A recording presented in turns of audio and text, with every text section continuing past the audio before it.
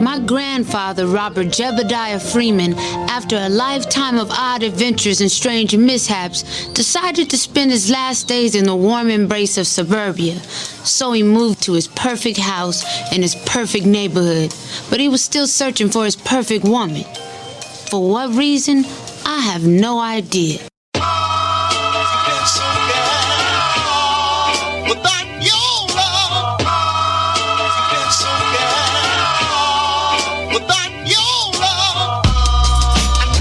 It's about the love change.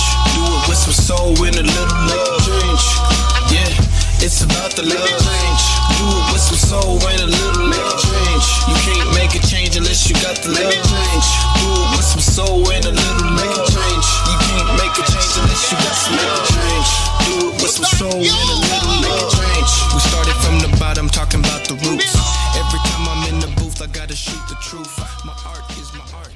Welcome back to episode 3 of the Boondocks Podcast. Here again, Tiara, MJ, and Lynxi to break down guest hosts coming to dinner. In this episode, this is the IMDb synopsis, guys. Huey and Riley team up to convince Granddad that his new girlfriend is actually a prostitute who is after his money. We also say sex worker now, guys. Yes. But my synopsis goes, hey, do you remember that song by Project Pat? Don't Save Her? Basically, we watch the boys try and prevent Granddad from falling into a thirst trap. Yeah. Oh my God. From the outset, this is all about Granddad being different than the white people in the grocery store. And then the little cute girl who's like, I like shopping in the rich grocery stores because, I'm hoping to catch a man. And, she thinks she does. And I just fucking love the whole thing. It's great. I have to tell you, all that I kept hearing in the back of my head or what kept playing was, there's some hoes in this house. Yes. Hoes in this house. That's all. Mm-hmm. Like, they should remake it with like WAP, like just in the background. Oh, It'd be yeah. fantastic. I legit was going to make a shirt that said porn star for tonight. I was going to, but I ran out of time. And shorts that said we do merch. Because how do you not know what is being thrown in front of you when her shirt says porn star and her shirt says cheap? How is he going to claim at the end of this episode that he didn't know that she was a sex worker when she literally at the beginning was like, so after I've just licked this whipped cream off my hand, to make you think I'm going to suck your dick, you want to have a date? Like that's, come on. You're not that naive, Granddad. And then the wad of dollar bills, like, right? Okay. But at that point, it was kind of like, was she a stripper? Is she just a regular hoe? Like, I think she moonlighted, maybe it's both. Hey, do you. Mm-hmm. Okay. Now, I'll take the counter stance, though, as a girl who grew up as a Catholic schoolgirl, and I didn't really mess with boys until I was 21, but I always had gigantic boobs. I always dressed kind of risque. How did you have big boobs? You were a Catholic schoolgirl. Of course you did. Girl. That's just such a trope. Yeah. Child, I have been called all kinds of hosts, mistaken for it. Even these days, people think like I married, like my husband's my sugar daddy, all that. Mm-hmm. So look, and if he was, that is your prerogative, right? But hey, exactly. Some of us just present, I suppose, like hoes, but you present that you're well worth it. That's what it is. They're like, she looks like she would charge $35,000 to $5,000 for a weekend. Ain't nothing wrong with that, But, hey, I agree. Better than them saying like they could take you to the swap meet on a date. Like that's better than that. So in my opinion, I don't know. Red Lobster for the cheddar biscuit. The cheddar biscuits are fire, though. Fire. I'd rather make them now, though. Red Lobster's fallen off. Have you guys been there, like, in the last 5 years or so? I can't remember, though. I think the kids were kids, like, because they're not anymore, which is weird. I think the kids were kids the last time I went there. Yeah, don't do it. Yeah, no, our lovely producer cannot remember a time when we went there either. Really? Although I do remember endless shrimp and him loving the cheddar biscuits. So I know sometime in our relationship we have gone to Red Lobster. When they would be like lobster fettuccine and endless shrimp, it was like, man, you went on a Saturday, you were preparing to wait in your car, at least out here, for a good 45 minutes to half an hour. I mean, I have, you guys did not know me before I lost a lot of weight, but I lost a lot of weight, but I got there honestly by pasta and butter. So any of that kind of, and so bread. Don't let anybody tell bread. you any bullshit about leave that alone. Yes, right? It's, I don't know. I personally would rather be fat and happy than skinny and miserable. But and that's just hungry. me. Although I have to admit, when I got down to my high school weight, it freaked me out so much that like I'm much more comfortable with another like 15 on that. Yeah. Well, in high school, we were so bad. Like I look back and I remember, going like, oh my God, I have a pooch. I didn't have anything near a pooch. You want about a pooch now after 3 kids? Yes, we can talk. But yeah, I just remember being so hard on myself. My friend, so just like the movie Clueless. One girl starts to complain about something, the others, the other girls all join in. Oh yeah, and it's. I think one of the reasons I think that I'm like, you do what you do, girl, with this lovely sex worker is, like, if I was 20 years old and had a body like that, you goddamn willing I'm going to use it. That's good money. And you better speak the truth. I mean, fight me. I am envious of people who embrace all of the imperfections and have OnlyFans and make good money doing that shit. Like I'm maybe one day, but girl, I haven't. I'm not there yet. Right now, I bet you could probably get on right now. Record you guys right now. Just what you're doing. Get up. Do 1 or 2 twerks, and then all of a sudden you're gonna blow the hell up. Like I'd have to wear a better fitting bra. I'm like not really. Look, there's probably a section on OnlyFans that's like for bras that are 74 years old that you just wear because they're comfortable, socks and like a robe, and that's what they want to see. So, hey, there's a market for a lot, which is why that industry has never seen a recession. Let's be honest, like right. Even with like what was it, Pornhub, even with them basically making everything free during the pandemic, they were still making like hand over fist making money. I was upset because we paid. So I was like, does that mean that you guys are going to just forgive my premium payment? No, girl. We didn't get no backup. They didn't go, here, you have all these credits. Nope. They still took our money out every month. Well, everybody's like, I'm watching Pornhub for free. It's great. And I'm like, well, damn it. Yeah. So, but that doesn't seem fair at all. It doesn't. Pornhub is genius. I don't care who says that it's not. I need to as long as have a conversation. The stuff that is uploaded is fully consented by everybody and involved in the video, and everybody is of legal age. And facts. Yeah, absolutely. Factual, because I I've do know there are some. Yeah, I've turned on some movies and I'm like, what ID did you look at? Because that is a child. Yeah, and then I feel like, Russia or the FBI is watching me, so I turn it off very quickly. Yeah, dude. I don't need Chris Hansen jumping into my... No. Oh, we haven't gotten to the Chris Hansen episode either. That's coming up. Gosh. Oh, that's going to be a good one, because all the updates of him now, it's like, you should have been one of your guests, if you want to call it that, on your show, because he ended up being really... creepster. Right. Imagine all the predators he caught in prison. Like, yes, they're hot right now. They were like, this motherfucker. Yeah. Seriously.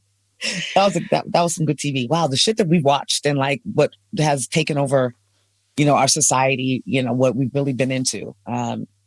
Pretty crazy. Yeah. But hey, and jumping into that, this is another one of those things. Yeah. I was going to say, we should get back to Captain Saving Me. Captain you guys Saving just didn't join the conversation between us. So you just didn't stop the episode. Yes. Yeah. So I think that one of the almost kind of paradoxical parts of this episode was how in the beginning she wants a sugar daddy. That is obvious. She's like, this man wants to take me out and feed me Red Lobster, and he lives in a nice house in a nice neighborhood. Yes. I have struck it rich. I am never leaving. And then when like the reality set in, she was like, I can't go to college. I can't do a job. Get a real job. But do you know, I actually didn't think that she was really looking for I think Granddad was just being oblivious on purpose, obviously, because if you watch it again, when he takes all her bags out to the parking lot after like he doesn't go away, she turns around and goes, "Do you want a date?" Right. Which, for a sex worker means, right. Do you want to pay? Yeah. And he's like, "I have a coupon for Red Lobster." And she's just kind of like, okay. "Oh." But okay. but when they're at Red Lobster, when she accidentally started talking about doggy bags and tea bags, she's like, "But I'm on an actual date." Like she was saying, "I'm on a date with this man. Like this could be something." So I think at first she was like, I'm gonna book him for an hour or whatever, right? And then she was like, "Well, maybe I can take advantage of this. This guy really seems to like me and just doesn't seem to care or understand." She peeped game. She was like, okay, this is what I can do. Yeah. And I'm going to go ahead and I'm going to work as hard as I can to keep it. You know? She almost said as much to Riley. Like, there is stuff that I can do. I am never leaving unless I want to, because there's stuff I can do to make your granddad listen to me and not girl. you. And, my thing is, I know it's not real, but I was like, ew. Right? Like, old, saggy, wrinkly, gray, covered ball. Oh God, that's so gross. That's so gross. I'm gonna be old and wrinkly someday, and I hope somebody finds me attractive. But I did not want that image in my head. But somebody else that's just as old, as wrinkly, and gray as me, like we match up together. Not a 20-year-old. Look, there might be some 20-year-olds. I'll throw you a couple bucks. Like, I don't know. So I just have to say this, ladies. When we watched, my husband was like, "What the hell is a doggy bag?" And I was like, I don't know. He's like, "Is that like from the back or what?" And I was like, "That's not a thing." I just asked Auntie Google when you mentioned it. Yep. Urban Dictionary pulls it right up, and it refers directly to the Boondocks. And awesome. It is the anal variation of the infamous tea bag. There you go. In case anybody was wondering. Interesting way to phrase it. The way that we found was that it's spreading the cheeks in order to insert the balls. Oh, wow! Whoa! Right? That was what we found, and I literally was like. So I scroll down once more, and it says when you open up the vagina and then put in only your balls and let it close up. Wow. Okay. I'm so boring, you guys. Right? Yeah, like, and I not thought my I was kink, just but certified freak of 7 days a week. Right. I try really hard not to kink shame, but that's not my bag. That is not my bag. And there's another one where you bring home an ugly girl. So you can only do her doggy style. Urban Dictionary, thank you. Thank you. You know. Yeah. We aren't old at all. We get it. I mean, that's it. Girl, I have learned a lot of new language as an elementary school teacher, and that scares the crap out of me. Yeah, I bet. But some of it's ridiculous. But in the process of becoming a sex educator and consultant, so I think I should know. Yeah, what I'm gonna be into talking to couples, going, maybe you guys should try a doggy bag. I don't know. Maybe that'll work for you. Totally joking. I probably wouldn't. You never know. Yeah, right? You never know. If they say that they like it, I may. Hey, I don't know. I may be like, no, I'm so going to say something bad. Okay, so let's go. It's not that episode, guys. It's not that one. But yes, no, I like what you guys said. I like what you said, that it seemed that he became endearing to her in a way, you know, over time, which allowed her to kind of live in her little fantasy that she was going to be able to leave that world. And, as she kept saying, be saved. Yep. I loved how she kept saying that. I want someone to save me from work. Yeah, from my work. They should have played E40. That would have been great if they paid E40 Captain Sabaho at that time. That would have been great. Maybe 2 on the net. Well, I mean, she literally referred to her dream as Captain Save-A-Me. And it's like, how do you... Grandpa, come on. He didn't want to see it. But Riley, Riley got game. Riley realizes the game already, recognizes game. I wouldn't want him to be my child, but maybe like my nephew. He'd be hilarious. Speak so honestly. But yeah. I think, Lynxi, didn't you have a clip about Granddad's game? I think that was one of the clips we suggested to talk about this app. So yeah, let's definitely. Yeah. Granddad, have you asked yourself why a 20-year-old girl would want to go out with a man your age? Because I laid my game down quite flat. Oh. I know the game. Your granddaddy knows the game. Game recognized game, Granddad. I recognize game. Your granddaddy recognized game. Game recognized game, and you looking kind of unfamiliar right now. I can't. Where's Granddad? Can I help you, sir? That is the best part of the whole episode. Riley's such a little shit. You look kind of unfamiliar right now. I'm so going to use that. I am so going to use that. I think it should be a t-shirt. I think we might need to put on a t-shirt. I feel like it's one of the most iconic moments of Boondocks. Game recognized game, right. And also real recognized real later on. Right. Yes.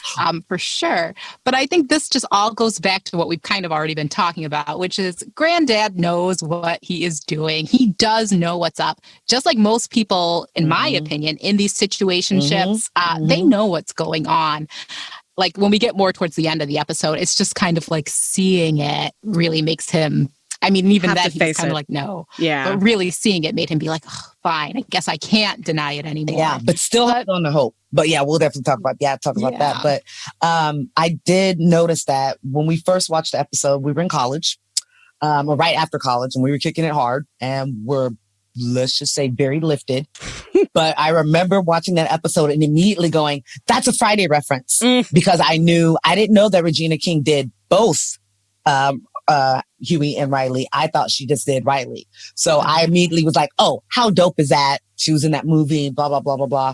So when I went to research it to send it to our awesome producer, that's what came up is that's actually trivia. Like, do you know what that pays homage to? So nice. Yeah, that pays a little homage to that scene where she's like, what you know about game? It's like, I got all the game. Yeah. Yes.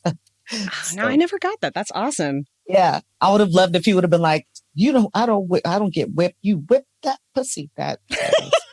By the way, speaking of Regina King, we should totally shout out the fact that she won an Emmy last night for Watchmen, which is probably one of the most incredible shows that has come out in the last couple of years.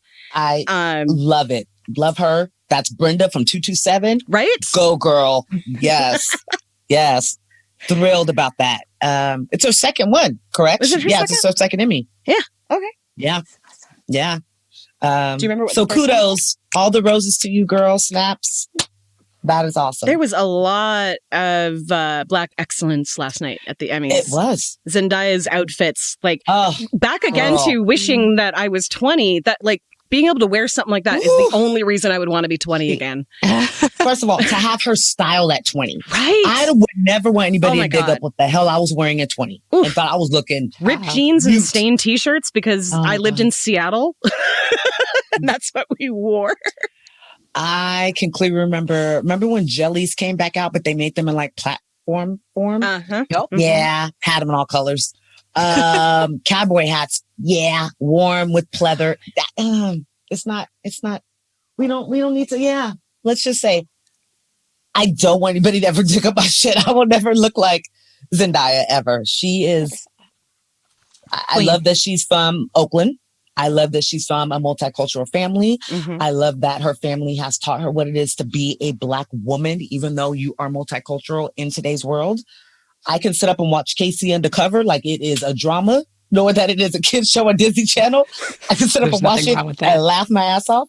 I will admit Euphoria was a little real, probably too real and too close for home, being that hubby's a high school teacher and that my kids are so close. And probably reminded me a little of, a few years ago for me. I'm just going to say maybe. That's what I said. The last 5 minutes of Euphoria, like, I wasn't triggered, but that is the closest thing. This is probably telling you all too much about me. The last 5 minutes is the closest thing to my upbringing I have ever seen on TV, ever. I just couldn't even look away. I was just like, wow really? You're doing it? Like, that's awesome. She did that so well. Like, just to see her come from playing Mary Jane, right? She played in Spider. Yeah. To see her coming from that. And like I said, Casey Undercover and everybody knowing that she just, just great humanitarian and just very I don't like to use the word woke, but pretty much a very woke, inspirational young woman. She's way smarter than I was then and even now. Oh, man, but 20-year-olds in general right now are way smarter than we ever were. Well, her and like Yashira from Blackish, the oldest daughter who has her own show now, her as well. Like you guys, I mean, girl, like if I could hook my son up, her, like I would have him hooked up. But yeah, no, very well deserved. I have to say at first I was a little bummed because I know it was so many Black nominees. And then when I heard the first thing that I watched only named 3 of them. So I was like, what? Oh, we're doing this again. This is what we're doing. But then I watched something else that said we won 9 out of the 18, which is great. Yeah. So pretty damn good. And, that's such a difference from award shows in general. I've never really been super into because I don't really understand that level of spending for one night, I guess. And so like when I was a kid, it was like, oh, those are some pretty dresses and yay, I liked that movie or whatever. But it really never resonated with me like it did with a lot of people that I knew. But when I look at the list of nominees and winners last night, the only thing I can think of is that the Oscars is so completely opposite.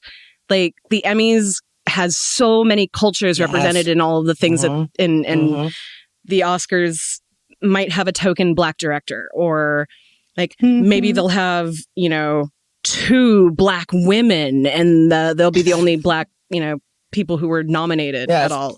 So and let's be honest, are they I hate to say this, but are they really seen as Black actresses, those ones that they have there, or are they A-listers, so therefore they kind of get a pass? A Halle Berry, that's usually who it is. Taraji P. Henson has come up in the last few years, which the role of Cookie, I'm like, you guys would think you would not make her big off of that role. Like that is just, she was on an upward trajectory for years, though. It's not just not just that, but like Hidden Figures and like very much. I don't want to discount her talent or anything that she's done, but I feel like she became more pop culture stream when she was, whenever, everybody's watching Empire, that was the thing, which is a show I can't stand. We could do a whole episode on that. That is the greatest shit ever. But, I totally agree with you. When the Oscars So White came around, it was like, are they doing it because they really recognize their talent or because they want to calm that narrative? And I think it's become a lot more, not equal, but a little more even ground, at least with the Oscars, It looks like they're making a bit of an effort. A bit, yes. Yeah. I will say, I would much rather, if somebody gave me tickets, I'd much rather go to the Emmys because they get drunk. They're sitting right there. Much rather go there than the Oscars. That's true. But I don't want to sit in an aisle in a fancy, uncomfortable dress and just watch people walk up and down. But I could absolutely sit at a table with Meryl Streep and do shots. Like, oh my gosh! And it's always them. Those are the tables that are getting like the most crunk and that right. Like he would have to remind me, don't ask them any annoying fan questions. I would have to just literally act like they're. But I would definitely, Barbara Streisand, how was it with Funny Girl? Like I would literally just come out, there's some questions you have to ask, but yeah. So, so Lynxi, I'm curious, without you having to share too much of your business, because we don't put our business out in the street. I do. I kind of do too. Trash Talking Podcast. Check it out, guys. Right. What did you think about, because I know I very briefly had the idea of, because of Cristal's appearance, she was very skinned. She had the blonde hair. She obviously had longer hair, possibly a weaver wig or whatnot. I know for me, and I don't know, T, if that's something that you identified with or that you ever felt consternation about. Is the question do you think she's light-skinned Black girl or is she? And is there an issue like, I guess we have to be serious in some part of this. Well, episode, I mean, but there are a couple of things. There's another thing I want to bring up, but yeah. Yeah. Do we think that was a broader message coming from Aaron, from the creator? Like, look how she is. Video vixen type girl, I guess is where I'm trying to get to. Like, did you guys pick up on that same thing as well? Like, she fit this mold I did notice that Granddad was uncomfortable when he was watching the music video with the black women's butts. But then when it was this light-skinned woman's butt, he was, perked up. So it could very well be she, who was it? Huey referred to her as Mariah Carey. Mm-hmm. So it could very well be that she was just a very light-skinned black woman, but she could also be white. Yeah, she's white passing either way. Yeah.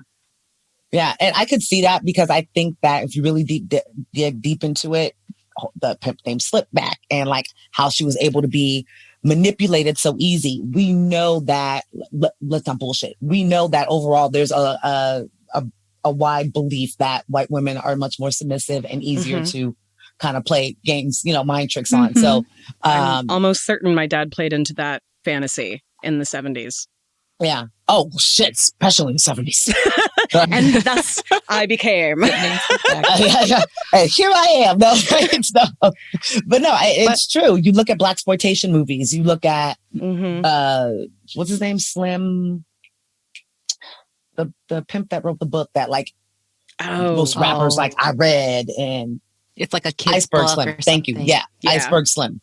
I mean, he basically wrote like the Pimp's Handbook. And it was just his experience, and he was brutally honest, and kind of was able to tell the differences about having white workers and black workers, and how you had to speak to them differently, and how it was a different kind of mind game. So yeah, I was just wondering if you guys picked up on that. And Lynxi, why I asked you specifically is just because you grew up in an area where you and I can relate because we were with people that were white, and we had to kind of assimilate. So we know how Black women overall can be sexualized and over-sexualized. So yeah, absolutely. Yeah. But I think, and just to go right back to what you guys were saying, I feel like even more than her passing is, for a light-skinned woman or being white or her being, black, she was hoe passing. Yes. Like it is, even regardless of your race, and how I said at the start, I have been called had it inferred to me in very professional settings over and over again, things about my sexuality. I remember giving a presentation at one of my jobs once, and one of my girlfriends, this is a friend, said to me, "Ooh, you look like a teacher, but from a porn." And I was like, "Girl, what? This is a porn." Thank you. What were you? This is like executives, and but what did I do? I wear these gray contacts. I wear, like, we're in pandemic, so your girl's natural, but I wear these big, huge weaves, it's like hoe gear. I wear short shorts and Timbs. It's kind of like hoe signaling, I guess. I don't believe that, but I say, just how she looked, like these tropes, the short shorts, the porn star shirt, your boobs partially hanging out. Listen, some of us just like to dress that way. Work it if you have. Some of us would love to dress that way, but people who make clothes don't like boobs this size. Girl, you better get on. If they're real, I should say that.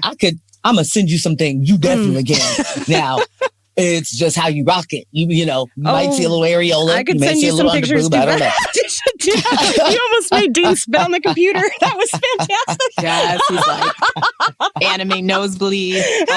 All of a sudden, I have your address. Your address is right now in my phone. He's like, oh fuck. Yeah, I mean, and I know that some of the adult stars that I prefer are much curvier. They look like they definitely sit down and enjoy some food. They don't push away from the table. But I think that's a representation of who women are. And we know that adult movies, porn, it's directed towards men. So what is that saying overall? Like, we may put this whole ideal out here that skinny, big boobs, is great, but then there wouldn't be so many. There wouldn't be a BBW. There wouldn't be a curvy. There wouldn't be a POG. There wouldn't be all these things if that was attractive. So, girl, Yandy, you can find anything on Yandy. You work it out. I think a big part of exactly what you're saying, though, is that, like, look at how the porn industry was controlled back in the day versus how it is now, where, like most of the internet, people can create on their own, produce on their own. So, like, now people can celebrate more of what they actually want versus the whole narrative that was sold to them, you know? And that'll really kind of started changing when women started directing and producing porn, you know, when like actually some of my like, I don't know what the fuck you would call it, people that I look up to they started out in life as sex workers. You know, some of my favorite people to just watch lecture, like Tristan Taormino. Okay. If you know who she is, she was an actress and then a director, and now she's a sex educator as her job. And I've seen her speak multiple times, and she's just so much fun, and I love her. Was she in Life After Porn? That documentary? I don't know that one.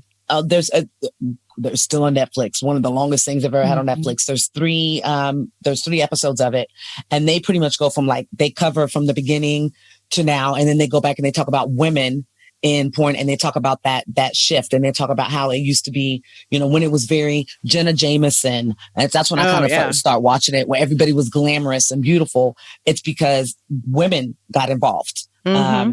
And it was a much older woman. I no shade to her, but she had to be 194 years old. Yeah, sorry. I decided to look it up when you were talking about I remember that one. I remember her. Yeah. She was like the main one who started the movement towards, like, I'm going to direct. Like, we're going to stop making it from this perspective. Women like it too. Tara Patrick. Even Tara Patrick. Yes. That will always be in my head. I'm getting chills. Whatever that was, it Adam and Eve or something? Poor Jenna Jameson, because she was a big one until, you know, the drugs got her. Oh my God. Jenna Jameson was awesome until the drugs got her. And I do want to just say how you were saying, Tiara, like, the women we look up to, many of them started in sex work. I don't know about you guys, but one of my biggest idols is the First Lady. Fucking around. I was like, you're right. It took me a second, she was an Epstein girl, wasn't she? Shots. That's I know, right? Yeah, she was a straight. Well, allegedly. So let's not get sued. No. They met at an Epstein party. He didn't have just, like, normal women there. Right. Lynxi, if you get a knock on the door in a few minutes and it's Secret Service, I got you, girl. I got you. Every time I hear sirens out here in these suburbs, I'm like, oh yeah, it's time. I used to make that joke a lot. Yeah. No, but I finally figured it out. I remember hearing that. Did you see the picture that came out about Bill and Hillary at an Epstein party, and they're giving like this, like, like what? Oh yeah. Pretty much every politician probably has a skeleton tied to Epstein somewhere along the lines. That man had his fingers in everything. Stayed free. Look, that's why he, unfortunately, he's no longer with us. Right? I'm not a conspiracy theorist, but that man was murdered in prison. Look, okay? They were like, where is all your records? Right? Who did you tell? Yes, they're digging up that man's island, you know, the grotto that they knew about that you, like, took. Yes. Yep. Oh, yeah. That is crazy, but... Yeah. Okay. But then yet, you know, those of us that maybe like alternative lifestyles, we're still sinners. Yeah. Right. And that's exactly why I bring up Melania Trump, because, like, listen, I go to work in a suit, I'm a hoe, you know, or I just go to work, I'm a hoe. Yeah, these are my real experiences. Melania Trump, no disrespect, you were, if not a sex worker, a borderline sex worker. And she's bringing class back to the White House, you guys. Yep, that's verbatim what my mother-in-law would say. She absolutely thinks Melania is one of the most gorgeous women she's ever seen. What? Let's fire someone. Because I'm sorry, she looks like she's had a lot of work. All I can say is that she's got a really sweet deal with that man, because we all know, like, you can see her, like, smacking his hand away when he tries to hold her hand and shit. Not the deal. Right? The deal is that I stay married to you, not that I actually like you or look like I like you. Handhold quota is full this month. I only see you, right? I only see you when we have to go out together. And when we got off the plane, I was like, don't touch me. And then you tried anyway. Like, they so sleep on the forest wings of the White House, if she even really stays in that White House with him, you know? Yeah, we're not dumb, guys. They think, unfortunately, they think we all are, but we know better. That girl, Stormy Daniels, came out and told the truth. There is no way that you were having sex with that man on any day that ends with Y. I don't believe it. I don't. But yes, this all rolls back into this episode. And back, yeah. Actually, it does kind of. There is one serious part that I'd kind of want to bring up, and that's Riley's point of view on women in general. And actually, it's one of Lynxi's clips, but kind of, before we play it, I wanted to just say that his point of view is date rape. I paid for your dinner, therefore you're a hoe. Like, that's essentially the bottom line. Like, I took you to this party, you got to put out, or I'm going to like leave you here when I go, or like that shit happens all the time to women. And we're just kind of indoctrinated into it. So when I see it on that, it was like, okay, wait, I want to talk about it. So, well, this is happening now. So you talk about Trey Songz. Have you guys heard about the issue with him and how there's women coming out and saying that he would basically hold them hostage? Take their phones, would hold their purses over like the edge of the balcony that's 40 stories up, and just pretty much hold them hostage and then urinate on them, and blackmail them in a way. So yeah, like that. It plays into today. That's. Are we gonna let's hear the clip before we talk more? Well, I don't see what the big deal is with hoes anyway. Riley, all women are not hoes. We're talking 25% tops. Oh, that wasn't the one I thought you were going to play, but that's okay. But like, he goes on to say, but if I take her out to dinner, I'm spending the money on her. And well, no, that doesn't work that way because you're giving the money to the restaurant. Well, why don't I just give it to her and she can feed herself? And it's like, that whole thing just stinks of a lot of dates I went on. Like, in my 20s, when back then, when long before the Me Too movement, almost every woman I know has at least one story of sleeping with somebody just because basically they didn't think that they had any other choice. Mm-hmm. Right. Or they felt they owed they owed the person. Exactly. Yes. So, no, you're 1000% right. We were watching something about the 80s. I like to watch decade stuff, and we're talking about TV. And I was like, how toxic was the message in the 80s about relationships and women? Some of my favorite movies, it's like, whoa, like what it's saying, what women would do. Fast Times at Ridgemont High. One of my favorite movies, but there's so many things in there that it's like, you would go to, Dallas, all Knots Landing, just all those things. It was just very toxic, but it was the norm. Yep. And the fact that it took 25 years later, almost 30, for things to be, for something to happen where it was like a switch all of a sudden. Well, and then it sucks that it took so long. Like, these are not that it's not something that just started happening.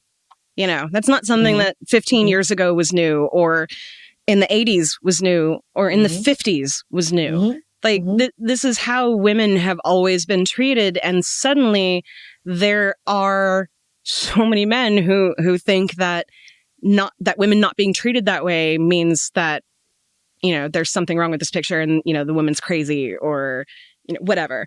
And that takes away from their masculinity. Oh, absolutely. Of course. Because somehow a woman's autonomy takes away from their, And that's sad because that's just something that they've been indoctrinated with as well. Yep. So it is very sad. It's sad. We see the shift coming and happening. Yeah, definitely. And it has to do with how you raise your children. I have 3 boys myself. I don't want them to be dependent on a woman. I don't want them to go to college and not know how to wash a sheet or how to make a cup of noodles. You know what I'm saying? So it's my duty to, just as my husband has his duty to raise young men and teach them and things, it's my duty to make sure that they're independent so that when they go to college and they get with somebody, they're not dependent upon them and then end up in a bad situation or end up mistreating or whatever can happen. So, but also as a parent, it's your job, especially with young men. And we've had this conversation a couple of times with my stepson, who's 17. You have to basically teach them how to treat a woman and what's okay and what's not okay, because society is going to tell them something completely different. Movies are going to tell them that, oh, she got drunk, I can feel her up and it's funny. Or, I can call her a cunt and it won't matter because my friends are laughing. No, I'm going to teach you. And like I said, we've had this conversation a couple times with Evan. Like, you do not have the right to anything to do with that other person, whether it's sexually or physically or emotionally. Like, you are not entitled to anything from that other person ever, no matter what it is that you do. They do not owe you anything. And that's not something that we were taught growing up, but we have to teach our kids. So, amen. Yeah.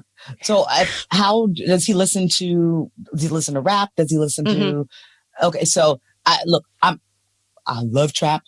I sing Migos. I've been like Carter, going and saying it. And, but I know the difference. You know what I'm saying? I know the difference. I know that, even though they're getting a divorce, I know that Offset never probably called Cardi B, that bitch over there or whatever he may say in a song. My son's 23 now and he never really liked like mainstream music. Like so I was able to kind of know that he was okay. Don't know what he was saying when he was at school and with his friends, but overall he's a respectful young man. How do you guys handle that? Is that something that it's been a concern? Do you say like, no, don't listen to WAP because you can't, like, you know what I'm saying? Like, is that something that you feel plays into, is an obstacle for you? Well, I mean, I can speak as a stepmother. I can't speak as his mother or, biological anything. But I can tell you on a few times when I've heard questionable things, I will confront him and say, why do you think it's okay to say something like that? And usually it would be like a decade ago using the word gay as a slur. Well, what's wrong with that? Why would being gay be a bad thing? And like having that conversation with him to have him turn around, years later and basically say the exact same thing to his friend who was using it as a slur. So I'm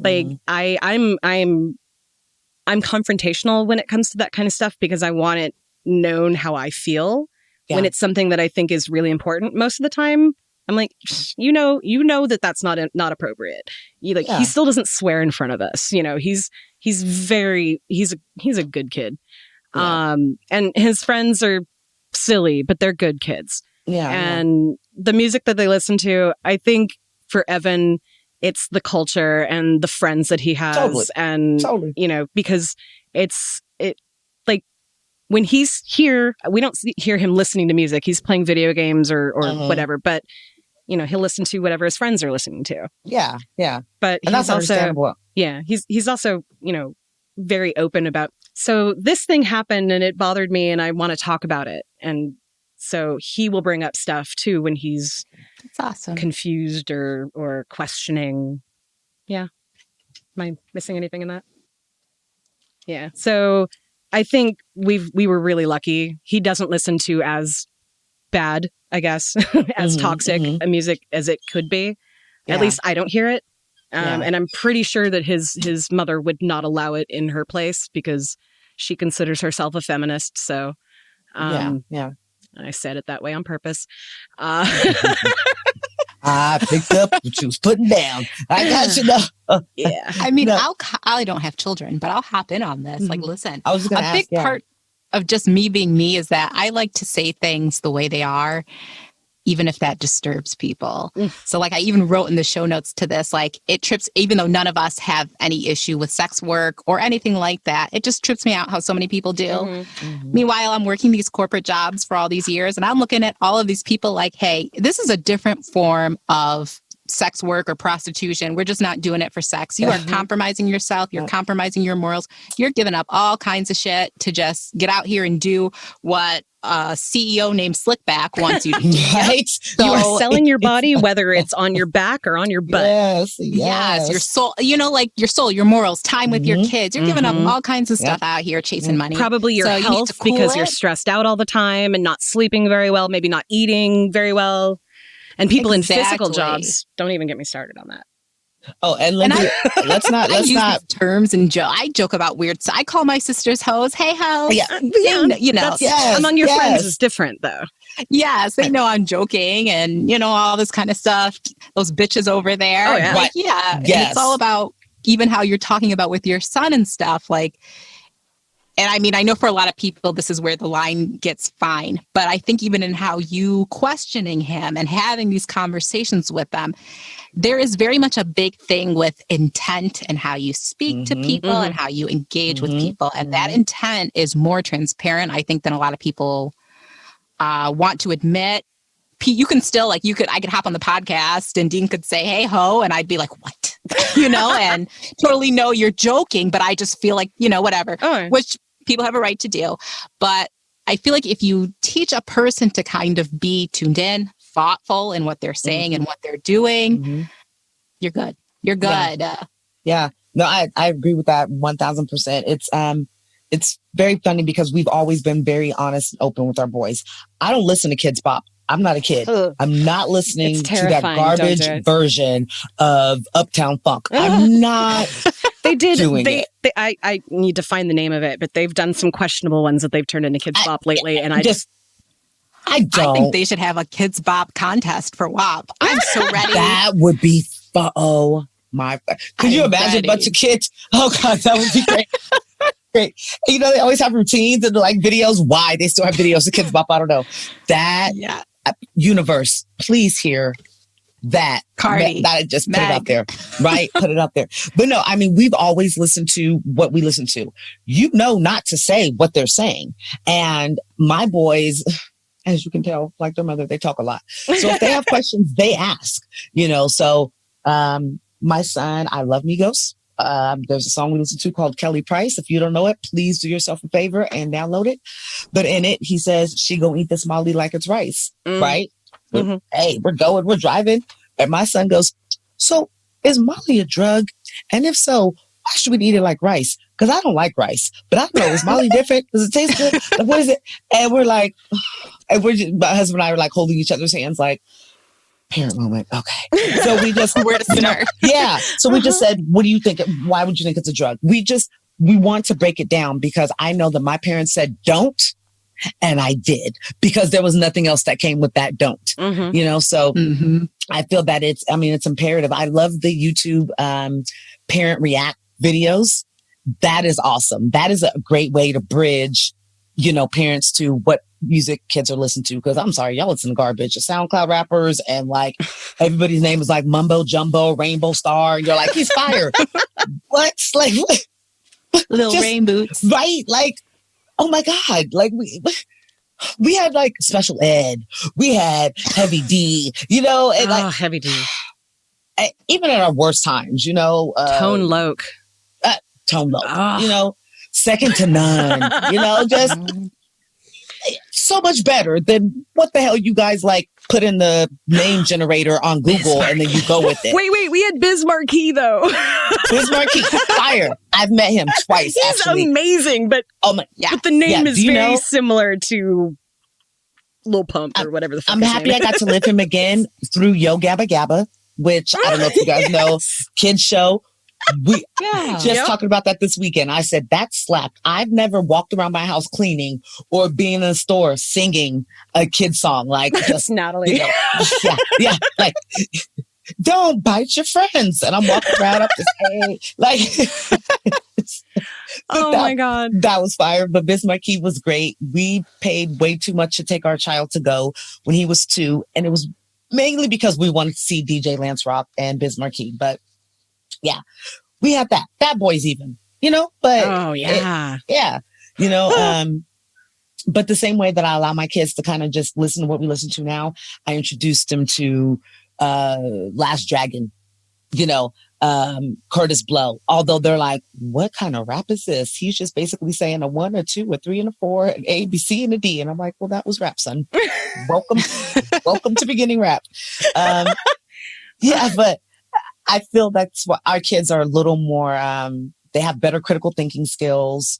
I think that's why they're more accepting because, we're doing something right, parents. Schools and parents really have changed so dramatically just since we were kids. Yeah. Because our generation grew up going, this is fucked, and my parents made me miserable and my teachers made me miserable, and now I'm a parent and a teacher and I want to change that. Mm-hmm. So it's definitely that critical thinking is I think one of the most important things that our generation was not taught to do in school, mm-hmm. and mm-hmm. not necessarily taught by our parents unless, they themselves were critical thinkers, which wasn't really a boomer thing, mm-hmm. to be fair. You did what I said. You don't think about anything. Exactly. That's what we were taught. Yeah. Do what I say, not as I do. Yeah.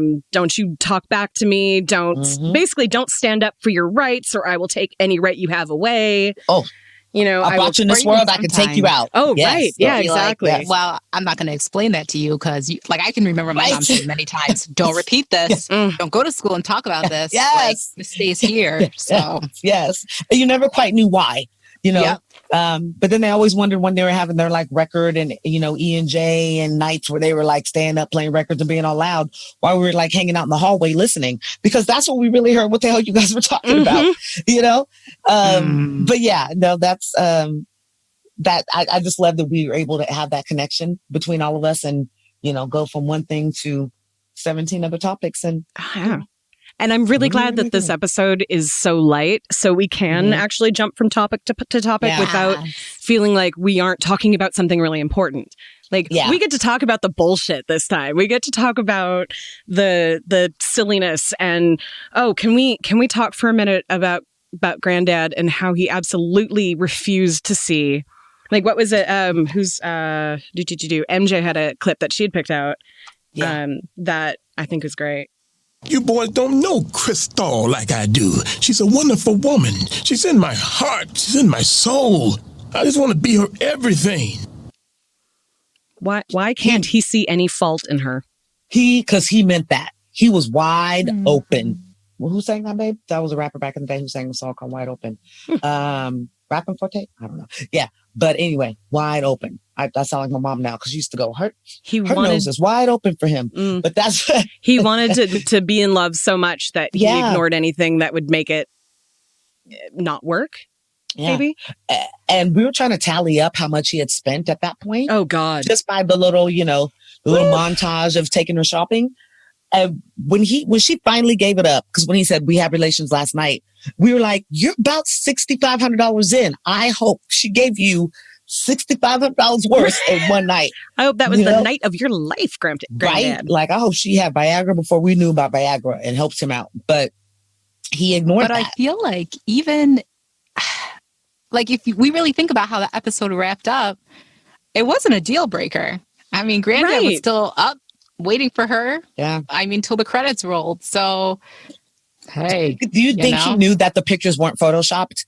But because he said that, and he just that was the easiest out for him. Exactly. As soon as she gave him a reason, he was like, yeah, see, you guys are lying. Why would you do that? Yeah. Yeah. And she's crying. I was like, I know this is a cartoon. Bitch, you shut up. You are hella faking. I was all involved. It was real deal. But yeah. Now, I'm curious. At the beginning, were those not her kids in the grocery store, or he was just helping another lady? He was helping another woman. That's what I thought. Okay. Yeah. Spank her child. But, but at the end, though, what do you think that it was right up until the moment that she saw her pimp showed up? Do you think it was right up to that moment she was ready to face that dream? Or do you think the whole time, in the back of her mind, she knew it wasn't going to happen? I think she was okay with running. I think that she thought she was in the suburbs enough and that she could just kind of hide out and just ride the wave as long as she could until reality hit her in her face. I think she was just like, I'm dedicated until then. Because she wouldn't ran. She wouldn't get under the table. Yeah. She could easily be like, I'll be out in a second, or I'll be back in a second, went outside, got in the car and left. Yeah. So I hate to say it, but come on. Probably a little bit of daddy issues if we're really going to act like it's delve deep into it. So I think that was part of it as well. It was that comfort. It was that security. It was something that she never had before. And the possibility that I can smooth these kids over as long as I keep doing what I need to do with the old gray, hairy, balls and penis. But yeah. And maybe I'm reading too much into it here. I think it's not a viewpoint I necessarily agree with. Like I said, if you're a sex worker, you're self-made, you're an entrepreneur in my mind. I mean, go for it, get it, as long as you're doing it by choice and will, and that's what you want to do. But I think they were trying to play on this notion, which I actually used to have in college. I used to always say, like, there's nothing wrong with sleeping around. Hoe is a mentality. Yeah, that's some shit I used to say, like that a hoe was a person, which we basically see represented in this episode. Yeah. And like, this is a hoe lifestyle they like. It's something she wants to do. Yeah. So Granddad never kicked her out. Granddad never said, you can't stay here if you're a hoe. That was never said. Just a pimp named Slickback showed up then... Wait. Who are you? My name is a pimp named Slickback, and I believe I may have misplaced some merchandise at this residence. There she is. Bitch, I hope you got the monies to cover this little vacation you've been taking. Now hold up, Slickback. No, that's a pimp named Slickback. That's what I said, Slickback. No, it's a pimp named Slickback. Like a Tribe Called Quest. You say the whole thing. A pimp named Slickback. Can we call you Slickback for short?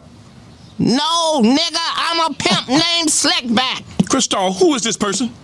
Nigga, are you deaf? I'm a pimp named Slickback. Say it with me now. Shout the fuck out to Cat Williams playing himself. That is some good stuff right there. It's just like a Tribe Called Quest. Babe, that's your Halloween costume. We're bringing that back right there. Oh my God, that would be amazing. I had a friend who did that for a Pimp and Hoe party quite a few years ago now. That is the purple suit and hat and everything. I mean, and as our fantastic producer pointed out in the conversation we had earlier, completely based off of his character in Friday. And when I rewatched this episode, I was like, wait, that's the exact outfit that he had on when you see him the first time. He's like, pip down. And it's always a purple suit in this episode, because it's obviously over multiple days. He is in the background in a couple, and he's always in the purple suit. When the purple suit comes in, does she hide? She might. Can she run exceptionally fast in heels? So funny. So, I mean, and she even said, I don't know how he didn't know. All the signs were there. She's almost laughing. Right. Like, how did you not know? I mean, it was obvious. Right? Like, it is what it is. And back to Lynxi's point of, sex workers and women empowerment, she claimed who she was. When Huey told her, you're a lazy hoe, she was like, I could see that. Like, I like to consider myself somewhere between, what was it? Anatomical salesperson and high maintenance girlfriend. I'm like, yeah. Hey, really? Facts. Facts.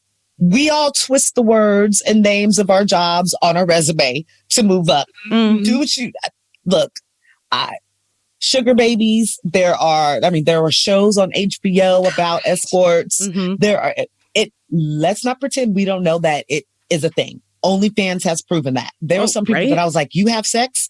Then all of a sudden in this 6 months, they are blowing up on OnlyFans. And I'm like, wait, you what? I thought maybe you just had your baby by the old you just manifested it. I don't know. You actually are sexual, but people have been able to come out, which I think is one of the awesome things about this year, and about people having to come up with other things to do and maybe pursue things that they've always wanted to do, but too scared. And this year maybe told people, fuck it, 2020 is shitty anyway. Why not? Let me go for it. And I think that the multiple news stories about things like teacher gets caught with OnlyFans. I'm like, well, then pay your fucking teachers enough money that they don't have to make extra money online, and there's no problem. We need applause put into that right after that. So. Yeah. But then every time I see that, I'm like, I make a lot of money as, what am I? I'm a third-year teacher of elementary anyway. I make a lot of money compared to people all over the country. It's shit for Seattle. Like it's below. If I was single, I would be below the poverty line in Seattle, making a teacher's salary. Wow. But I also, my assistant had to go back home to Maryland during the pandemic, and was talking to friends about maybe, finishing school and getting a job over there. And they're like, yeah, and make $20 an hour with a master's degree. That's a great idea. And he's like, shit, I make that, without a degree at all in Seattle. So that's crazy. And how much do you spend? Because I know, my classroom. I don't want to admit that one things. My husband, one year, we were up at 11 o'clock trying to find a Walmart that was open that had protractors. Oh, yeah. And multiple nights. He went and bought probably $100 worth of protractors. There's just been things, that he definitely puts his money into. So the students that I work with, like between donations from Donors Choose, my friends, and then out of my own pocket, I probably spent about $6,000 this summer to get ready for online learning. Every year, every year I easily spend a couple $1,000s on feeding my students because they don't have extra stuff. So I give them food as motivators. So I actually just went through today and remembered to cancel all of my Amazon subscriptions because I'm not in person with them. So I don't need fruit snacks and fruit leather and popcorn and blah, blah, blah, blah, blah. But yeah, you're right, especially in elementary school. I always, at the beginning of the school year, they send the list and I go to, oh my gosh, I can't remember the name of the store. It's not the Costco, but it's the other one. Save Mart. No. Smart and Final. There you go. Boom, boom, boom. Whew, sometimes marijuana. So Smart and Final. And I always buy just a bunch of stuff and I give it to the teacher and I go, if you don't need it now, just save it, because there's always kids. Right. Yes. They have to have that brain power. They have to have a little snack, a gummy or whatever to be able to get through. And it's amazing to me how many people, I'll see parents at school. I'm like, oh, that's a brand new car. It looks like you're paying about $600 a month, but yet your baby has flooding pants on, and I know that they're hungry every day. It's kind of sad. Or those that just can't afford it. So let me not. That's more likely the kids that I'm working with. Although I don't want to. Well, no, it's just I end up working with a lot of kids who are in foster care. Or, their parents might be contentious. And so they don't have real stability in where they're, a lot of kids who either are currently experiencing homelessness or have in the past. So there's a lot of, I can't think of the word, but it's like getting extra food is really exciting. And it's almost better than any other prize that I could give them, because what they have at home is fine and is absolutely nutritious and probably completely covers everything that they absolutely need, but they don't really have the space for anything that they might want. Takis is a huge thing in my group usually. Don't they love some Takis? What does Takis put on those damn chips? Right? Crack. Or Seriously. McDonald's chicken nuggets. I can bribe my entire class by telling them that I will buy chicken nuggets for everybody if you can get X amount of behaviors points that are in the positive column, and it works every time. Yeah, and it's such a small thing to do. Hubby with his advisory class, it's funny how I'd say, I'll cook for you guys if you guys are able to do this. Them asking for pot roast or spaghetti or let's have can you make stuff for tacos, and just the little things. I was like, really? But it became so rewarding for me because I was like, wow, it takes me all of 25 minutes to make some banging spaghetti, but you guys are acting like I'm giving you a golden ticket. Yep. So I definitely understand that. So on the subject I'm of a side spending teacher. money, I couldn't go back to school to do it, but I like to teach through him. So, but yes, I love that. This was a very humorous episode. Yeah. and a way for, for it to display that we're human and that we can't forget, that as you get older, people may lose their partners or they're not in an environment to meet other people their age, or maybe they don't want to mess with people their age.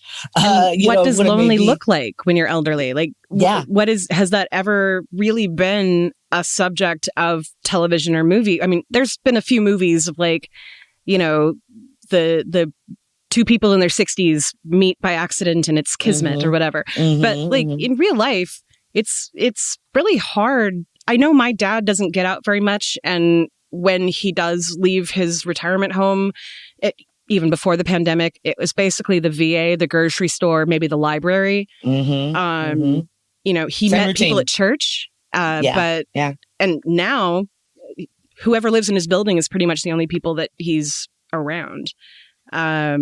So I don't know, like my mom doesn't date. She has her own place and is mobile, a lot more mobile than my dad is, but she doesn't date anymore because she's just like, I'd rather enjoy my time than worry about, falling in love or, having somebody.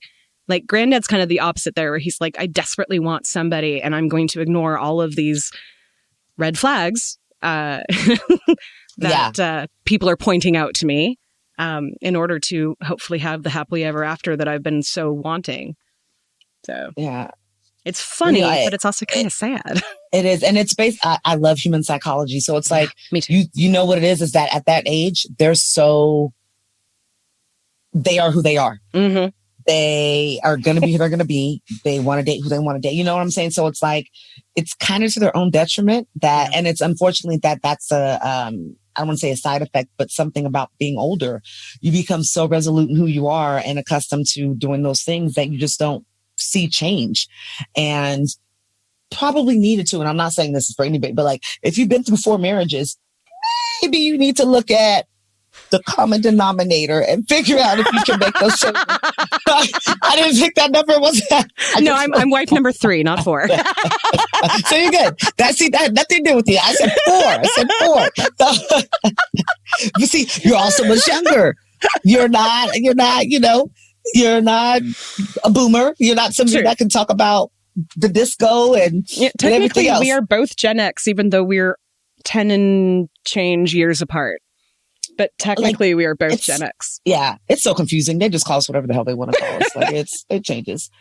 But my mother is single. My father's remarried. I always think like one day, like y'all need to just look at each other and be like, let's go, because you guys were together for so long. But I prayed that she finds somebody. But I also want to tell my mom, this is what you need to change. This is what you need to say. This is what you don't need to say. Like, but who's gonna take that from their daughter?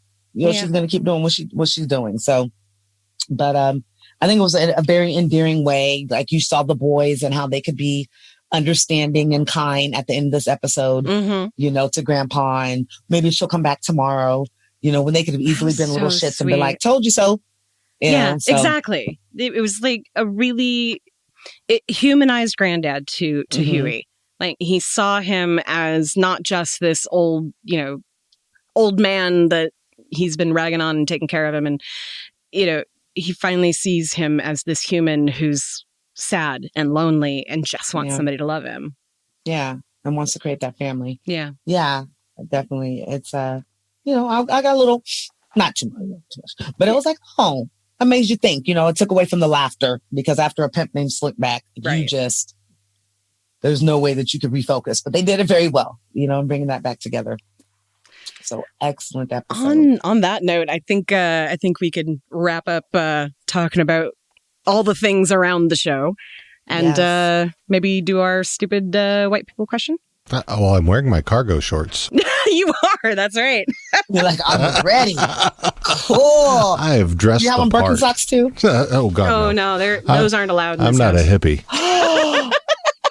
They are the best shoes ever. My husband will not let me get a pair again. They are made by the Germans. I used to wear them when I was in high school. Yeah. And that was the last time I wore them. That's when he told me, he goes, remember how it felt, because you will never wear them ever again. And I haven't been able to. But it's too wet in Seattle, honestly, to wear Birkenstocks. They really do not do very well in the wet. Yeah. Birkenstocks with toe socks. fire. That is a fire out there. That's like sensory overload. I just want to like yeet that into the sun. Like, fuck that. No. Yeah. Yeah. All right. So I should make a jingle for this. Right? Stupid white people questions. Ask a black girl. So They have things like, why do you use lotion? Why do you like just like in the background? Yeah. Yep. what is cocoa butter? Is coconut good for your skin? And I kind of I got into an argument with a guy on the internet, like I do. But he was being homophobic and transphobic, and it started out actually that he was laughing at someone saying that sex work is real work. Yeah, basically. So, but anyway, so apropos to the conversation, true. But then it went further, and then he started being homophobic, and I called him out on it. And he goes, "I can't be homophobic. I have lots of friends in the community," which you also have heard, of course. Yeah. How can I be racist? A lot of my friends are black. Yeah. So, and then you say, name them and tell me how many. And I literally wrote down, would your black friends call you a friend? Facts. Right. Have you been to their house? Have you eaten their macaroni and cheese? Oh, that's the test right there. Facts. Like, come on, let's be honest. Yeah. I have a lot. Go ahead. I'll let you guys take the floor because that's one of the ones that just irks me. So, yeah. And let's be real. Like, you can be a black person and be racist against black people. You can be a gay person and be homophobic. Absolutely. Like, these things are not, it's not a defense just because you think you rock and you roll with a certain community that you don't commit offenses against them. Sorry. It's the whole argument where people think that by not being racist, that's enough. I'm not overtly racist, so therefore it's fine. But there's a whole movement that's really growing right now, which I really hope takes hold, where it's not racist versus not racist, it's racist versus anti-racist. And being actively anti-racist is the only way that you cannot be racist. And everything that people do can either be put in those two categories. It's either racist and holding up racist ideas, or it's anti-racist and trying to break down those racist ideas. Standing in front of the Black protesters against the cops that are obviously there to gas you and do whatnot, that is taking action. Exactly. That is taking a stand and can clearly say, I'm not racist. Portland, Wall of Moms, Wall of Vets, all of these people who are standing in front of Black Lives Matter supporters because they were putting their white lives on the line. That's anti-racist. Yeah. And they don't change the narrative and go, but all lives matter. We know. Yeah. But right now, the ones that don't change that narrative and make it a tagline or a hashtag, that's not what it is. There's so much more to it than that. It goes back to not seeing color, like we talked about in another episode. It's like you're basically saying, I have a black friend, therefore everything that happens to every other black person doesn't matter because my black friend says it's okay or whatever. But no, that's no. Just no. No, just plain no. But no, you're right, and I love the movement that we see now because it's very reminiscent of the civil rights movement.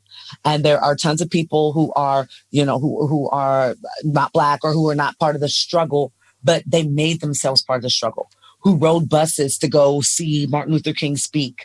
Who walked across, Selma? They speak just as passionately as an African American or a black person that was around during that time. Not Granddad, who ran home to get his raincoat and everything, but everybody else that stood there and they took the dogs and and that's what you see now. And that's what we're going to need. And I have to say, I didn't get to say it earlier, but the fact that things are still going on in Seattle, it makes me very happy and proud, but it also makes me very embarrassed of California because we are not. And we're one of the most powerful and populated states where every single night there should be something organized from the tip top of the state down to the bottom. And it's not. That actually, so for our listeners at home, before we started recording, we were talking about something that happened tonight right before we started recording. And that was the one of the many civil rights sagas that are basically happening right now in real time is the fact that there have never been protests that have stopped in Seattle, but the organized, autonomous, cop-free stuff that's not happening. When the president says that Seattle is an what was it, an anarchist paradise or whatever it was, jurisdiction. Yes, like what he means is what the news is showing you, but what the news isn't showing you is our city council voting to defund our police department by 50% a couple of months ago, followed by our very centrist Democratic mayor vetoing that, and in fact trying to increase funding to the police in the area. But tonight, can I just ask you really quick to explain what defunding exactly means, or what? I will just let me finish that sentence real quick, because tonight the city council voted to basically uphold their vote and to bust her veto, and that's something that nobody expected the city council to do. And it was probably the first time that I can say many of those white people on that city council were actually anti-racist in their actions. So now let's talk about defunding. So when we say defund the police, what we mean is in the city of Seattle, more than half of the entire city's budget goes to the police department. That's billions of dollars. And at the same time, our fire departments lose money, our first responders of all kinds, teachers, like I said, our pay is stagnant, and our state has continually been in contempt of court with actually paying for school things. We have multiple bridges in the city that are falling apart. We have very expensive mass transit that just keeps getting more and more bloated. And at the same time, there have been proven accounts over and over and over again of misuse of the system by the Seattle Police Department officers who didn't live in the jurisdictions that they worked, which was against city charter, filing for egregious overtime. Basically, there were $500 billion worth of overtime paid out for no fucking reason. Somebody would be on the phone 7 minutes into an hour and it would count as an hour. It was so fucking ridiculous. So defunding doesn't mean take all their money away. It means cut their budget. And in Seattle, that really doesn't need to be what a lot of politicians have made it out to be. What the community wants is more money in healthcare, more money in social work, more money in mental health, more money in first responders, because those are not the police, more money for outreach to the homeless population. And that's actually a really big issue right now, because all through the pandemic, Seattle police have been doing sweeps of homeless camps and making them, basically throwing away all their shit and making them move in the middle of a fucking pandemic. And we have open hotels all over the city that they won't let the homeless stay there because for God knows fucking why. So the people in this very, like I said earlier, this is a very Republican city that likes to think itself liberal. We have billionaires here. We have Microsoft and Google and Facebook and God, what else is around here? Nintendo and Boeing, and I'm missing big ones, aren't I? And Costco. Yeah, we've got all of these major companies that have their bases in and around our area. And these extremely rich people who live in all around Lake Washington. And yet we have so many people on the verge of being evicted because they haven't been able to pay rent for the last 6 months. And I know lots of people who have had to have multiple jobs throughout the pandemic because even unemployment, when the $600 went away, I had friends who could not pay for anything because their rent took every cent that they got, every single cent, and they still owed money. So the shit that's going on in Seattle is I watch MSNBC and I watch CNN, and the only time I ever hear my city named is when something terrible is happening.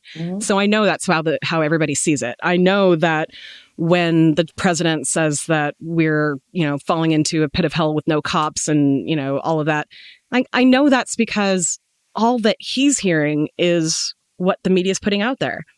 And it's just not true. Well, he's helping to put out there. He is definitely helping to put out there. Yeah, well, he's helping to put out there because, you know, it's a look over here, and not look at my fuck ups. Exactly. So, yeah. He's definitely using it to further his agenda. Oh, yeah. Yeah. And I just want people to be smarter than that. And unfortunately...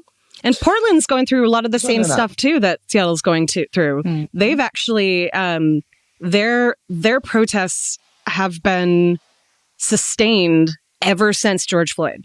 I do not believe there's been a single night in Portland that there wasn't something that escalated, essentially. And again, they're not really bad anymore, so you're not seeing it on the news. You just every once in a while hear about something happening, and you know, it breaks my heart how much is not being told to people. I wonder when I think about news stuff that I'm absorbing, I wonder how much of that is actually true. And you know, I spend a lot of time on Twitter looking for people who are actually in the areas that these things are happening and seeing what they say, because I can't trust the news anymore. No, and that's sad because that's what most people go to. Yep. You know, it's very natural for you to turn on the 6 o'clock news, the 10 o'clock news or whatnot.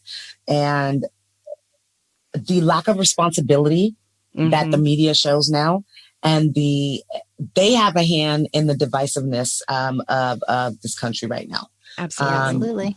They have to.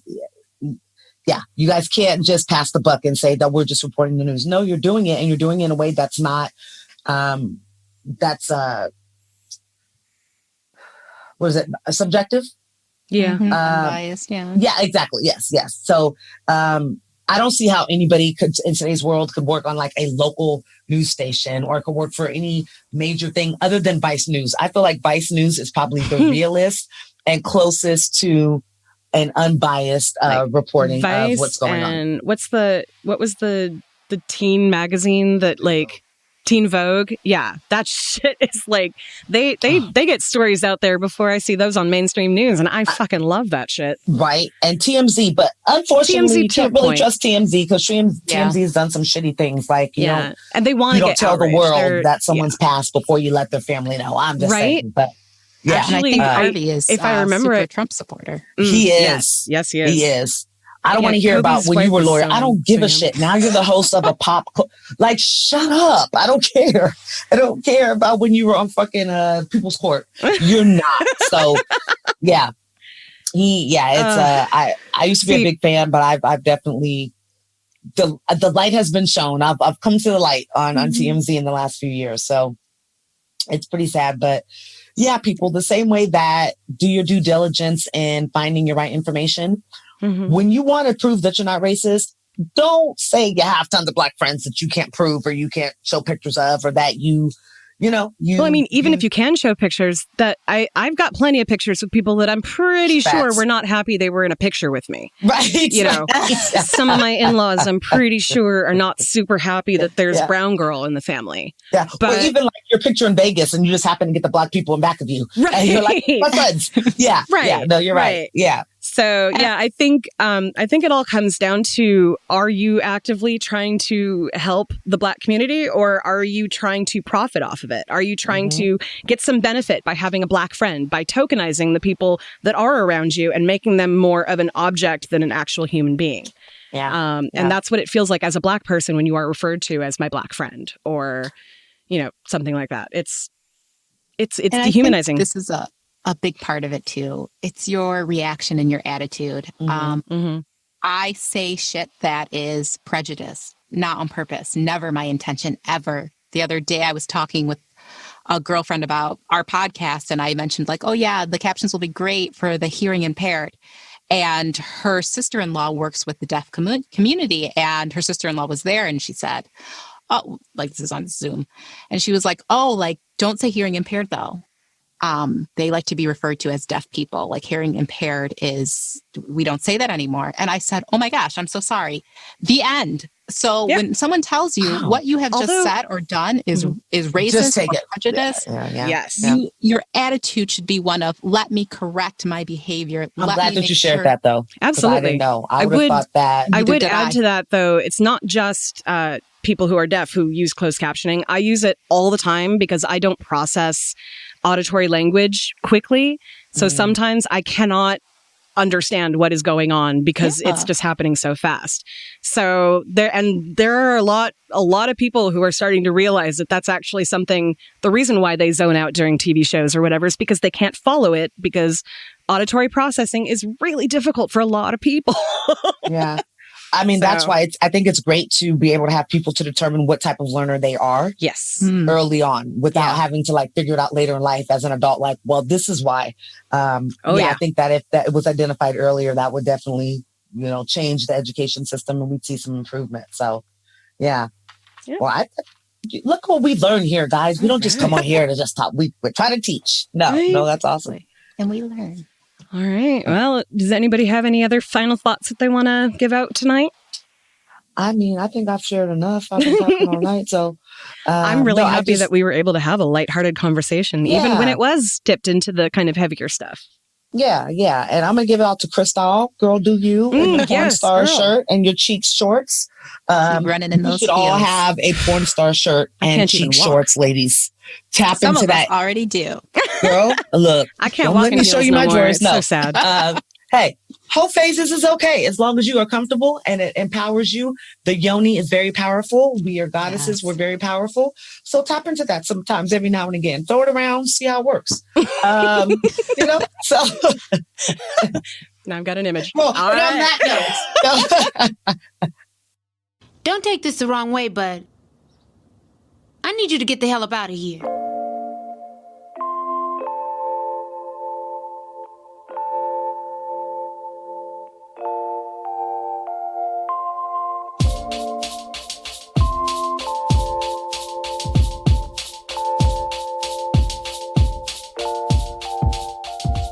Hey, thanks for joining us again as we make our way through the trials and tribulations of the Freeman family.